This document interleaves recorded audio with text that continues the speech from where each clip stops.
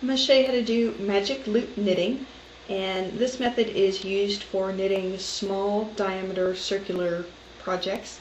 A lot of people might use this instead of working on double point needles, and it's actually my preferred method just because I would rather work with 2 needles as opposed to 4 when you do your double point needles.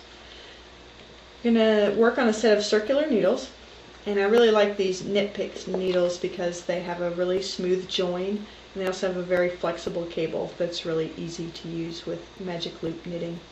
And you want to make sure you use at least a 32-inch circular set.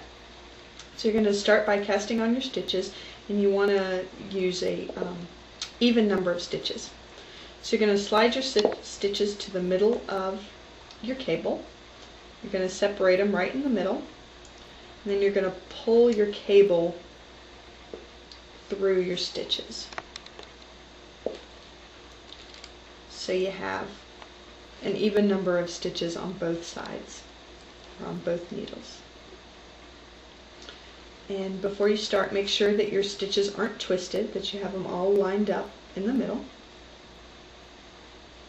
And it looks like you're ready to start, but you're really not, because you need to slide one set of your stitches back down onto the cable.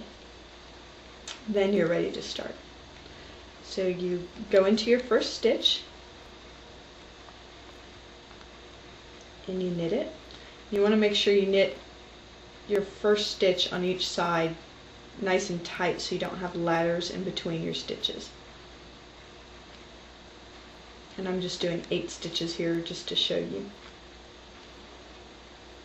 And I was working in my tail yarn, so you can drop your tail yarn. Then when you get done knitting one side, you'll slide your other stitches up onto your empty needle, and then slide your worked stitches back onto the cable. And then you're ready to start with your next side. And again, that first stitch you want to do nice and tight so you don't have ladders. And then you knit your next side.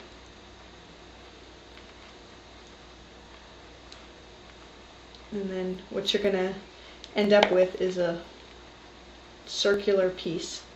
And you don't have as much of a gap, I think, when you use the magic loop knitting as when you use the double point needles, because you're consistently working each side back and forth. So that's how you do magic loop.